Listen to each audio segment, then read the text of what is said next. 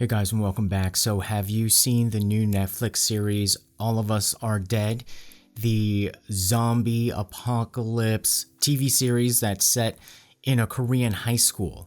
Well, I kind of think that zombies or zombie series or films or TV shows have become like the new Western, and just like you had Western movies made in Italy called spaghetti westerns, well, I think the zombie genre that's produced in Korea also has a particular flavor.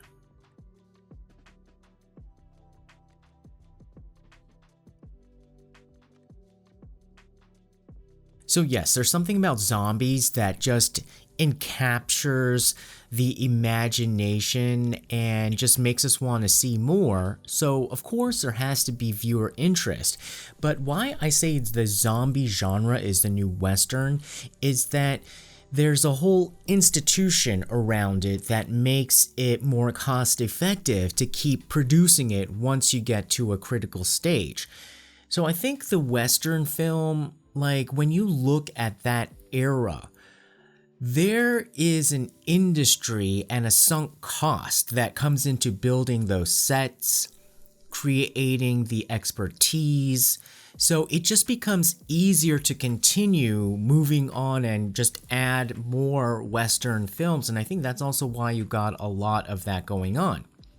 The whole zombie thing, the thing that made me click in that area was, remember in Vincenzo, which was not a zombie film, but there was that scene with the actors saying like, oh, they're doing their zombie training, and how well practiced they can switch into zombie mode.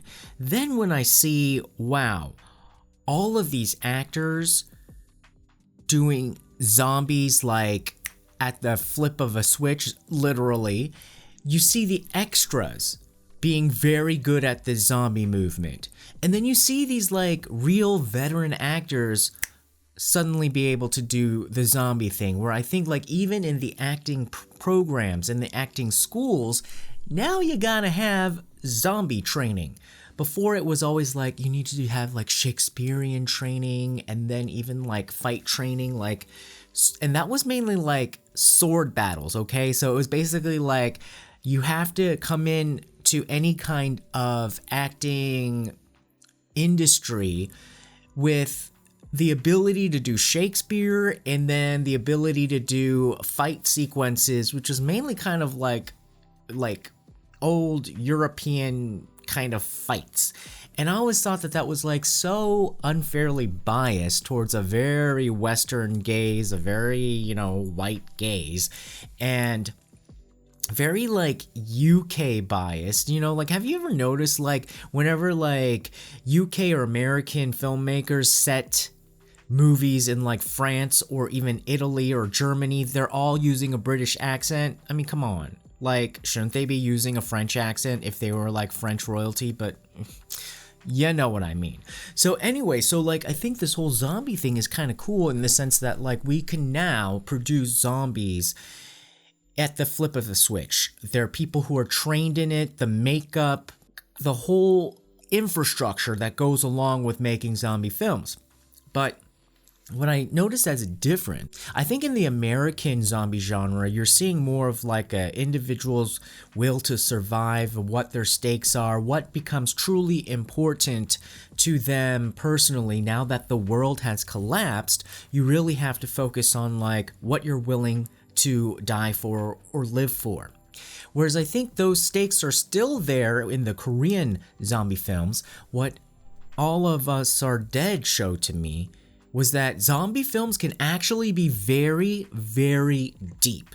So don't write off zombie films. I think what it does allow, especially in the Korean case, is to put your society on trial, to put your public institutions, private institutions, social structures, social relationships, the hierarchy, patriarchy, whatever you want to call it, all of it is on blast. All of it is on trial because all of it has fallen down. And none of the old power structures keeping things in place are there when you have zombies attacking you. And so I think what it does, especially with the way that these filmmakers or TV makers or producers and writers have done, was something so remarkable in the sense that they were able to really talk about a lot of social issues while people are like turning into zombies and then like, ripping each other apart. I thought that the juxtaposition was so amazing. So everything you wanted to say that was wrong about Korean society, it was just like all packed into this zombie thriller. And I also thought like, oh, zombies, like, what is this gonna be? It's just gonna be so flippant. It was so deep. It was like tear jerking, man. It was like the lines hit really hard.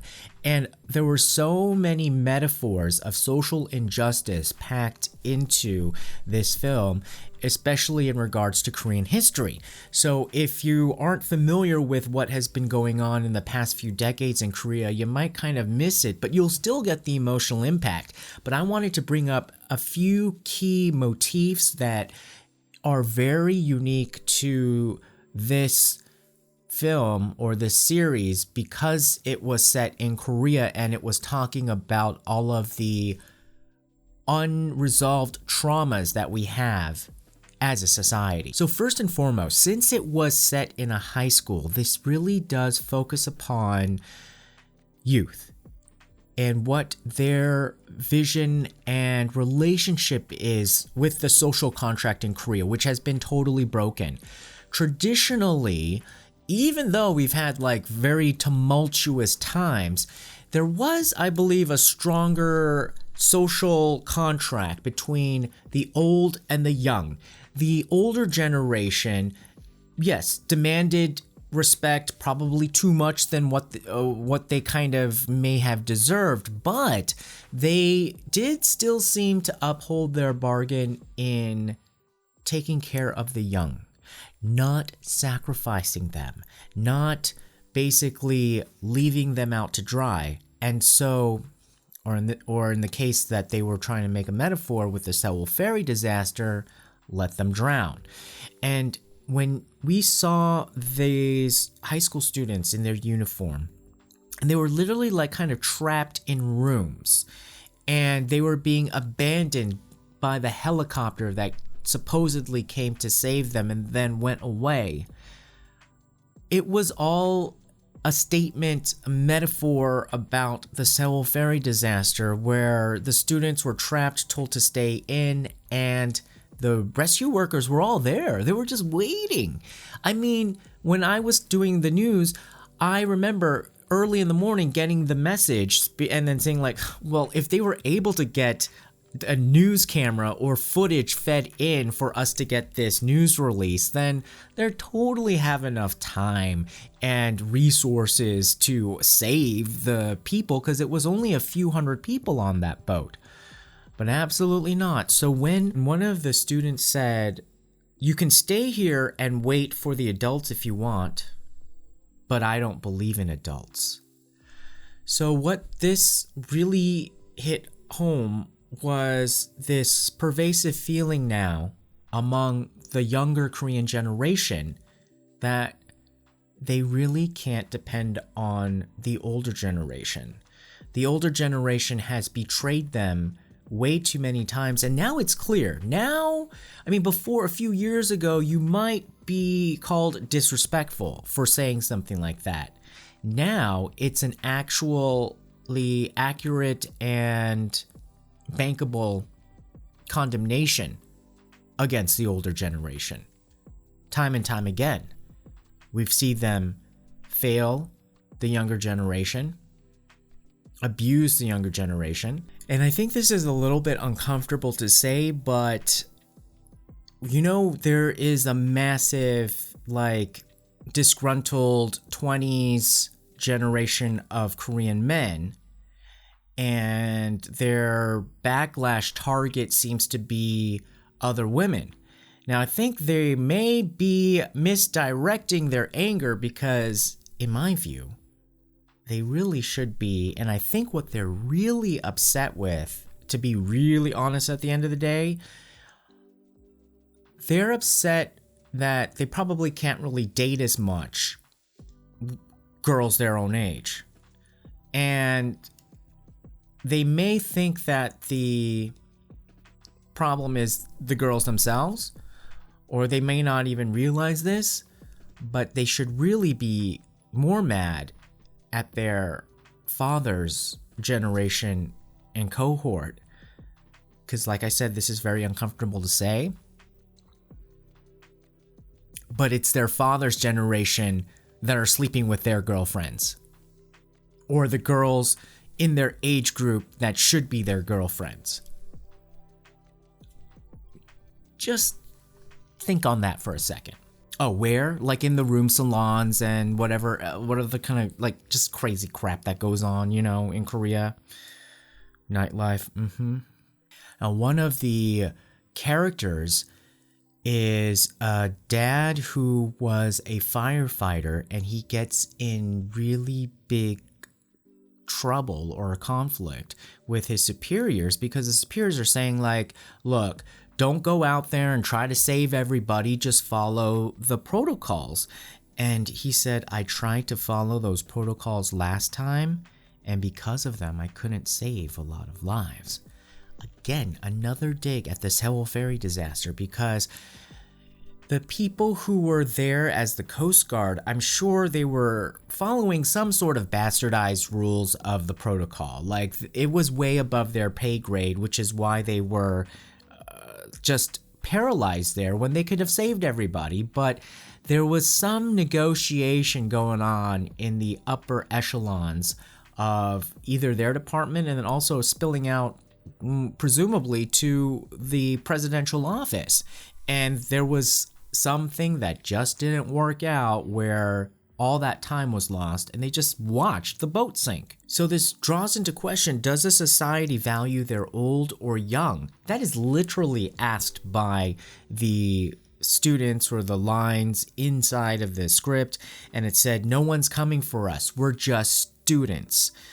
And it's really sad, but it's like so true. Now you'll find out early on how the whole zombie virus started, and essentially there was a bullying situation of a teacher who was seeing that his son was being bullied, and his son was just having the nice kind-hearted nature, turn the other cheek, which actually in traditional Korean society that is supposed to be upheld as a value.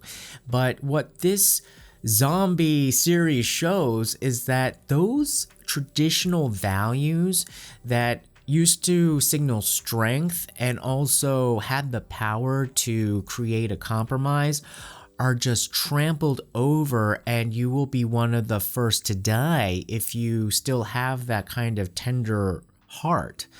And so the father was so enraged, and this was, I think, a very progressive stance of the writers. He said, the father, I couldn't change the damn system, so I decided to change my son. So the virus was meant to give his son like toughness and, you know, aggression to the level where he could stand up for himself, and then it turned into zombies. So what I found interesting again was that this Korean style of the zombie genre really puts as its main character the social system at large, the society. And what it does is that it kills off the old cycle of dystopia. There was something wrong with this system. So in this high school microcosm, this circle of bullies and being bullied and not being able to get out of that hell. And what the zombie apocalypse does is that it not only kills off kind of like the good system, it kills off the bad system. So the old bullies can't operate the same way, and it re-alters the power dynamics. So the old dynamics also had a scene of digital sex crimes, and then there was a guy who was a former bully who came in and tried to save the two victims, but then the two victims went back to the bully. This was before the zombie outbreak, and the heartbreaking line was that the girl who was the victim was saying like, I have to do this now, I have to submit, otherwise it'll be twice as worse tomorrow. And so they feel like the only way to end it all is to make that ultimate final dramatic choice. But as this girl was about to do that on the rooftop, the zombie apocalypse broke out. And so that started to change the calculus of the world that they were living in. I was kind of screaming at the TV sometimes, and I'm like, look, kids, you should, like, act a little bit quicker, nip it in the bud before the zombie transforms into themselves. Shouldn't you try to kill the zombie? Or like, why are you getting into these like scrapes in the first place?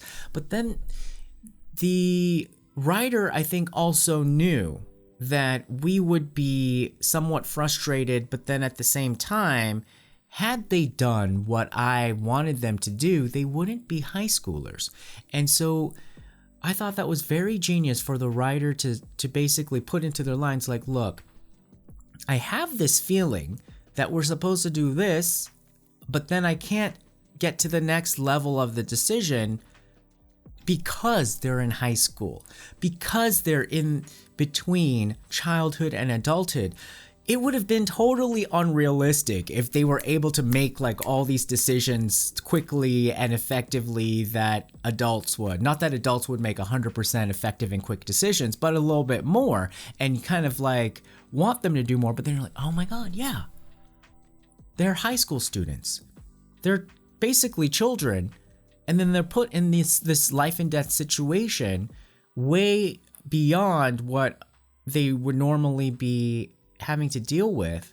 And then that kind of made you think, well, that's kind of the situation in real life. You don't have to have a zombie land to really see that a lot of these students these days are being put in these precarious situations where you kind of have to face it, and they're not equipped. They haven't been their whole lives have been kind of mapped out, and they've had to survive by just doing what they've been told to do. And any kind of dissent, you were like either the troublemaker or the one that got cast out. And so then the ones that kind of rise to the surface are the ones that have just somehow like killed themselves inside. They're dead inside, and then they're just following. So now it seems as if like these filmmakers are saying like, look, society, these children, we have to empower them, because they're going to have to make these decisions on their own. You'll see a lot of helicopters here, and you'll see that coincide with martial law.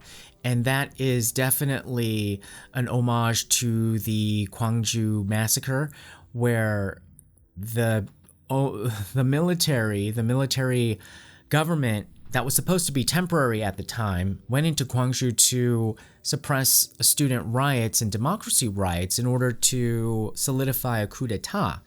And you can see another video of mine that goes more in depth into that, but that is the motif. Like, why is there so much of this focus on like the government being suspended?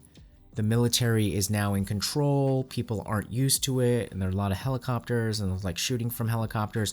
That's the motif.